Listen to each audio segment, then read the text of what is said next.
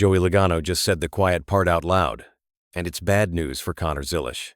According to the three-time champion, there's one problem this kid simply cannot escape, no matter how talented he is. And after what happened this past weekend, it's impossible to ignore any longer. Connor Zilisch was supposed to be the next big thing in NASCAR. He's only 19, and right now he can't seem to catch a single break. If you've been watching the Cup Series this year, you've probably noticed something. This kid was called a generational talent. People said he was going to win, and win fast. But so far, it just hasn't happened. This past weekend at Chicagoland made things even harder to watch. Connor Zilisch drives the number 88 Chevrolet for Trackhouse Racing. He came up through the ARCA Menard series, and he was flat-out dominant there. Depending on which report you read, he won somewhere around 10 to 13 races last season. He nearly won the whole championship, losing it in a close battle to Jesse Love. His most recent win in that series came in May over at Watkins Glen. So when he jumped up to the Cup Series this year, everybody expected big things right away. But the Cup Series has been a whole different story. Let's talk about Chicagoland because it kind of sums up his whole season. NASCAR came back to Chicagoland Speedway on Sunday, July 5th for the Aero 400. Zilisch started the race in 21st place, running right in the middle of the pack. That's usually a safe spot to be, but not this time.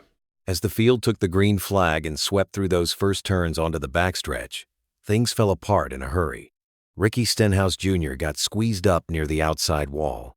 Then Eric Jones made contact in that same spot, and it spun Ryan Preece right into Connor Zilisch. It was a chain reaction, and Zilisch was just an innocent bystander caught in the middle of it. NASCAR summed it up perfectly, saying there was nowhere to go for Connor Zilisch. His car got collected, spun around, slid across the track, and slammed hard into the inside wall. The front end was destroyed, and on the radio, you could hear how crushed he was. He said, "We're destroyed. I am sorry, guys. Oh my, can't get anything to go for me." That last line really tells you where his head is at right now. His day was over, and he finished dead last again.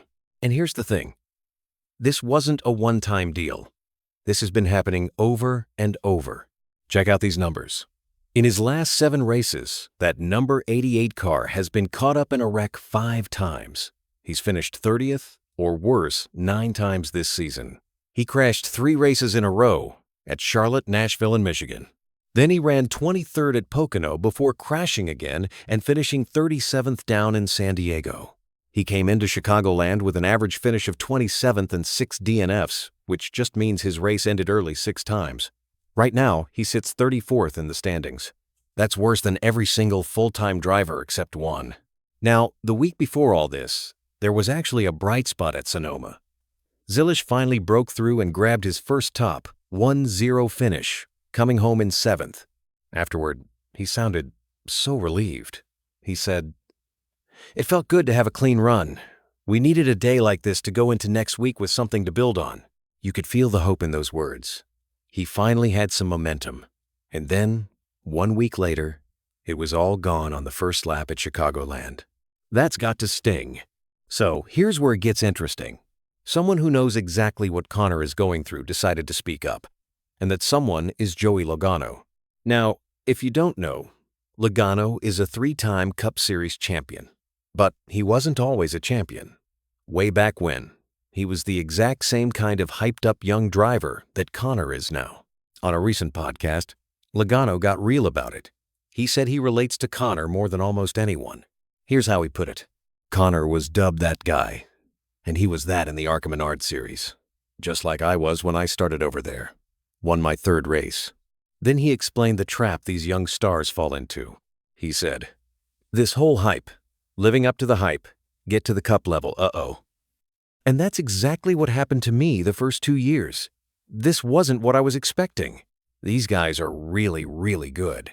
And that's the hidden problem Connor can't escape. Logano says the move up to the Cup Series is just brutally hard. He said, "The jump from the ARCA Menard Series to the Cup Series is the largest jump in motorsports, period. Hands down, there's not a larger jump from a talent level. Everybody in the Cup Series can go to the ARCA Menard Series and win today. Every single one of them." He even told a story about himself to prove the point. When he was young, he looked at the slower cars in the back and thought they were nothing. But then he actually raced them. He said, "I thought those guys that run in the back every week, I'm like, people forget this." He was once a can't-miss prospect for Joe Gibbs Racing, and then he lost his ride after the 2012 season. He was basically out of a job. Roger Penske gave him a second chance, and the rest is history. 3 championships. But Logano says it was closer than people think. His words were pretty powerful. He said, "I almost lost my chance. I was this close to not making it. Forget 3 championships not making it. Not driving race cars. And we need to give these younger guys a chance to keep up and catch up." So the big message from Logano is simple. Give Connor time. The talent is obviously there. And the good news for Connor is that Trackhouse Racing seems to believe that too. His deal is reportedly locked in through 2027, so he's not going anywhere. Now, to be fair, the whole Trackhouse team has struggled this year. Ross Chastain, who made the